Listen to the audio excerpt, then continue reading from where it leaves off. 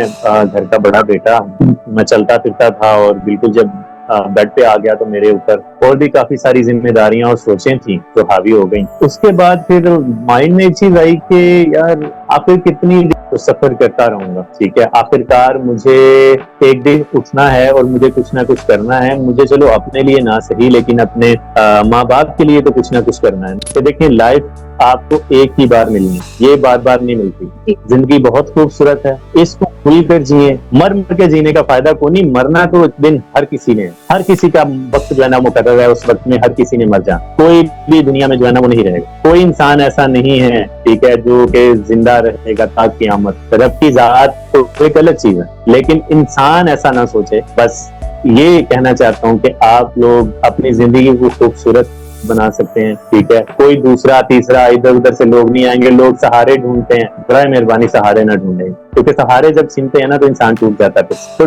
टूटने से बेहतर है कि आप अपना सहारा खुद बने। जब अपना सहारा आप खुद बनेंगे तो यकीनन आपको कोई नहीं तोड़ सकता।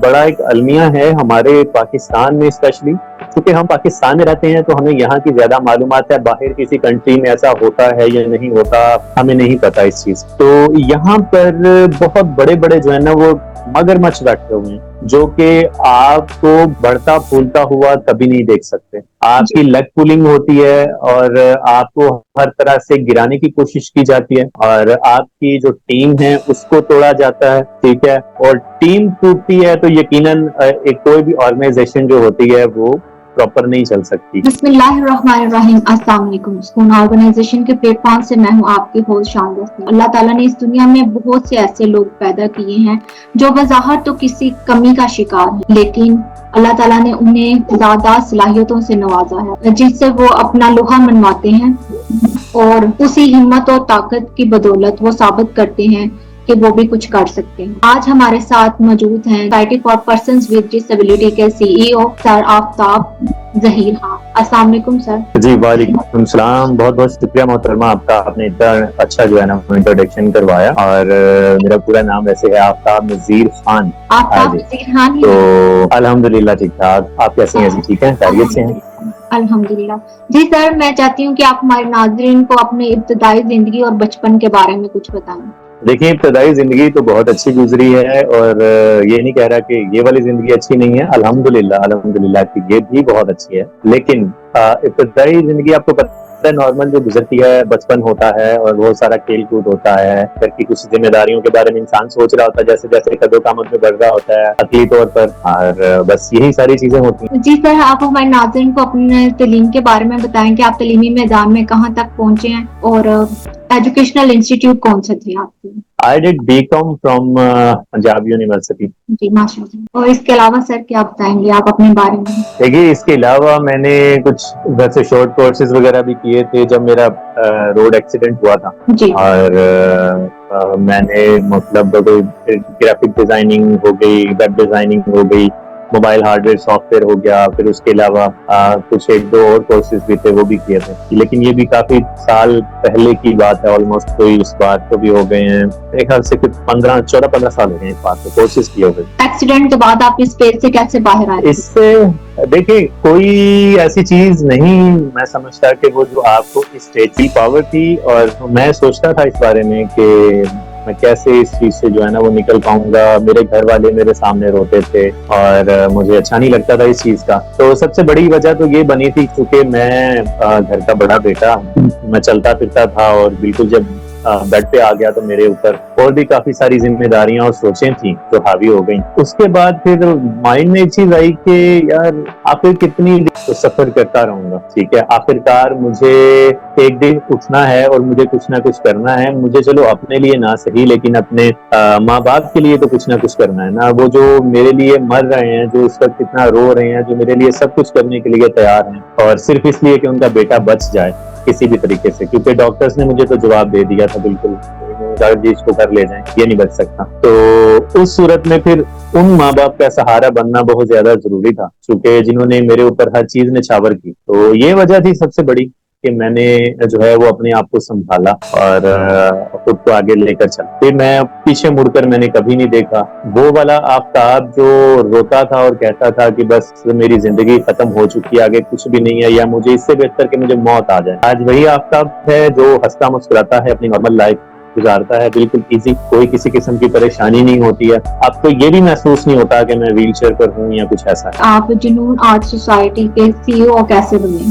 देखिए, ये एक बहुत इंटरेस्टिंग किस्सा है कि बहुत सारी NGOs के साथ कांटेक्ट करने की कोशिश की उस वक्त में जब जुनून आर्ट सोसाइटी अभी वजूद में नहीं आई थी। इसका दूर दूर तक कोई ख्याल भी नहीं था। कोशिश करता रहा कि मुख्तलिफ NGOs के साथ कांटेक्ट करके मैं जो है ना कुछ सीख सकूं, कुछ कर सकूं, क्योंकि इसके बारे में मुझे गाइड करते थे एक पर्सन। उन्होंने मुझे गाइड किया कि आप मुख्तलिफ NGOs के साथ कांटेक्ट करें और वहां पर लोग जो हैं वो देखते हैं, मतलब ऐसे पर्सन्स को जो है ना वो फोकस करते हैं और उनके लिए कुछ बेहतरी भी जो है ना वो पैदा कर सकते हैं, जैसे कि उनको मतलब ट्रेनिंग देना, उनको एजुकेट करना और मुख्तलिफ ऐसी मतलब कुछ जैसे NGOs लाइक करती हैं सेंसिटिव डिवाइसेस जो है ना वो उनको प्रोवाइड करना, कुछ भी ऐसा। लेकिन ना खातर ख्वाह मुझे कुछ रिस्पॉन्ड नहीं आया कुछ अच्छा। तो मैंने सोचा कि क्यों ना इस चीज को जो है ना खुद से क्रिएट कर दिया। अब तो एक प्लेटफॉर्म नहीं मिल रहा, तो आप इस प्लेटफॉर्म को खुद से भी तो क्रिएट कर सकते हैं ना। तो ये तो सोच होनी चाहिए इंसान की, अगर वो कर सकता है। तो यूं ही एक दिन मैं दीवार की तरफ चेहरा करके ना, तो मैं लेटा हुआ था। तो उस दिन मैं मतलब सोया नहीं, सारी रात नहीं सोया और ये सोचता रहा। और वो जुनून आर्ट सोसाइटी का आगाज था कि जब मैंने वो सोचा, कहते हैं कि जो आप सोच लेते हैं, जो ठान लेते हैं, वो फिर होना शुरू हो जाता है और आप कर भी लेते हैं। तो मैंने सोच लिया था, ठान लिया था, और वो रात सारी मैंने सोचा कि मैंने इसको कहाँ से शुरू करना है, क्या करना है, किस तरह से करना है। उस दिन से जुनून आर्ट सोसाइटी वजूद में आना शुरू हुई। अल्हम्दुलिल्लाह के जुनून आर्ट सोसाइटी ने बहुत अच्छा काम किया अब तक। जुनून art society for person with disabilities, इसकी तारीख, इसका मिशन, इसके मकासद क्या है और इस वक्त किन कलीदी इक़दाम या मंसूबों पर ये काम कर रही है? देखिए, जुनून आर्ट सोसाइटी ने 5 साल काम किया है। करंट सिचुएशन जुनून आर्ट सोसाइटी की है कि हम इस पे अभी वर्किंग नहीं कर रहे हैं मजीद। तो उसकी भी वजह ये है कि मैं आपको थोड़ा सा आगे एक्सप्लेन करूंगा, लेकिन इसके जो एजेंडाज थे मैं उनके बारे में आपको आगाह कर दूं। जुनून आर्ट सोसाइटी बनाने का मतलब ये था, चूंकि बहुत सारी NGOs हैं वो काम कर रही हैं, जैसे असिस्टिव डिवाइसेस हैं, तो उसके अलावा मतलब हेल्थ पे काम कर रहे हैं लोग, और मुख्तलिफ जो एजेंडाज हैं उनके, कोई जो है ना व्हील चेयर बना के डिस्ट्रीब्यूट कर रहा है, कोई अलग अलग तरह से हर कोई सर्विसेज जो है ना प्रोवाइड कर रहा है। एजुकेशन पे भी काम कर रही है NGOs, और शेल्टर होम्स भी बनाए हुए हैं लोगों ने।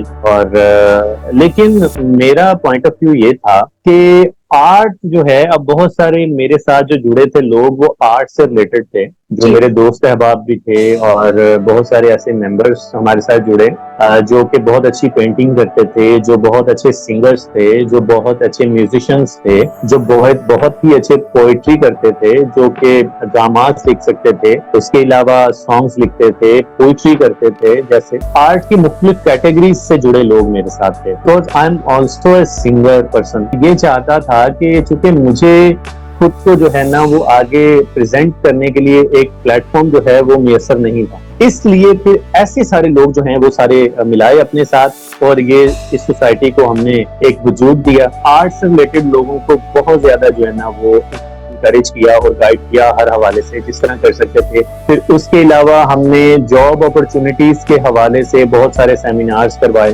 और उसमें खातरख्वाह बहुत सारा जो है ना वो लोगों का इजाफा भी हुआ, और बहुत सारे लोगों ने उससे इस्तेफादा भी हासिल किया। और उसके अलावा सेल्फ डेवलपमेंट के हवाले से, सेल्फ मैनेजमेंट के हवाले से ये काफी सारे हमने सेमिनार्स करवाए। लोगों को बताया कि आपने मतलब किस तरह से अपने आप को ग्रूम करना है प्रोफेशनली और पर्सनली, के लोग आपके साथ इंटरेक्ट कर सकें, या आप लोगों में जाएं तो आपको ये फील ना हो कि आप बहुत ही अलग मखलूक हैं, और मतलब आप अपने आप में इतना चेंज महसूस ना करें, या कोई आपसे इंटरेक्ट करे तो उसको भी ये लगना चाहिए कि आप भी एक नॉर्मल लाइफ जो है ना वो गुजार रहे हैं और गुजार सकते हैं। तो इस हवाले से मैरिजेस, स्पेशल मैरिजेस पे जो है ना बहुत ज्यादा फोकस किया, काम किया। हमारा जो लास्ट सेमिनार था वो हमारा इसी पे था, स्पेशल मैरिजेस पे। और उसमें उसके बाद बहुत सारी जो है ना वो शादियां भी हुई, जो हमारा मकसद था बेसिकली, तो वो हमने जो है ना वो अचीव किया, पूरा हुआ। माशाल्लाह। तो ये हमारे कुछ एम्स एंड गोल्स थे इस हवाले से। और रही बात कि जुनून आर्ट सोसाइटी अभी काम क्यों नहीं कर रही, अच्छा, एक बहुत ही बड़ा एक अलमिया है हमारे पाकिस्तान में, स्पेशली क्योंकि हम पाकिस्तान में रहते हैं तो हमें यहाँ की ज्यादा मालूमात है, बाहर किसी कंट्री में ऐसा होता है या नहीं होता हमें नहीं पता इस चीज। तो यहाँ पर बहुत बड़े बड़े जो है ना वो मगरमच्छ बैठे हुए हैं, जो कि आपको बढ़ता फूलता हुआ कभी नहीं देख सकते। आपकी लेग पुलिंग होती है और आपको हर तरह से गिराने की कोशिश की जाती है, और आपकी जो टीम है उसको तोड़ा जाता है, ठीक है। और टीम टूटती है तो यकीनन एक कोई भी ऑर्गेनाइजेशन जो होती है वो प्रॉपर नहीं चल सकती, बिकॉज टीम बनाना ही इसमें सबसे बड़ा काम होता है, टीम वर्क के साथ। और जब आपकी टीम आपके साथ नहीं होती है तो आप प्रॉपर वर्क कर ही नहीं सकते कभी भी। एक ऐसा माफिया भी है जो डोनर्स की शक्ल में, और बेसिकली तो वो डोनर्स नहीं हैं, उन्होंने डोनेशंस अरेंज करके देनी होती हैं, और वो समझते हैं कि हम एनजीओ के मालिक भी हैं, और वो कहते हैं कि जी हम आपको इतनी जो है वो डोनेशंस लेके देंगे और हमें उसमें से कितने % जो है ना वो आप कमीशन दीजिएगा। अब अल्लाह बेहतर जानता है कि वो इस पैसे से कैसे अपना घर चला लेते हैं, कैसे अपना पेट पाल लेते हैं और अपने बच्चों का भी पेट पालते हैं, अल्लाह बेहतर जानता। लेकिन मुझे इन सारी चीजों का बहुत सा जो है ना वो सामना करना पड़ा, और टिल द एंड ये है कि मुझे इस प्रोजेक्ट को जो है ना फिलहाल बंद करना पड़ा। तो अभी फिलहाल जुनून आर्ट सोसाइटी इस पे वर्किंग नहीं कर रही है। फिर 2-3 ईयर्स से इसको स्टार्ट हमने किया था, ऑलमोस्ट कोई आज से 9-10 साल पहले। तो तकरीबन हमने कोई 5 साल या 6 साल मैक्सिमम काम किया होगा इस पे, और अच्छा खासा काम किया है। इवन यहाँ तक हमारी जो चीजें हैं वो, हमारी जो वर्किंग है वो बर्दाश्त नहीं की जा रही थी कि हमारा जो ऑफिशियल पेज है जुनून आर्ट सोसाइटी का वो भी हैक हो चुका हुआ है। समवन हैक्ड और ऑफिशियल पेज। तो आप यहाँ से अंदाजा लगाएं कि चीजें कहाँ तक जो है ना एक्सट्रीम लेवल तक जाती हैं। तो आपको मैं लिंक फॉरवर्ड करूंगा, आप चाहें तो उसको साथ अटैच भी कर सकते हैं उस पेज को, लेकिन वो पेज हमारे कंट्रोल में तो नहीं है, बट वहां पर वो हमारी तमाम की तमाम जो वर्किंग है वो एज इट इज पड़ी है।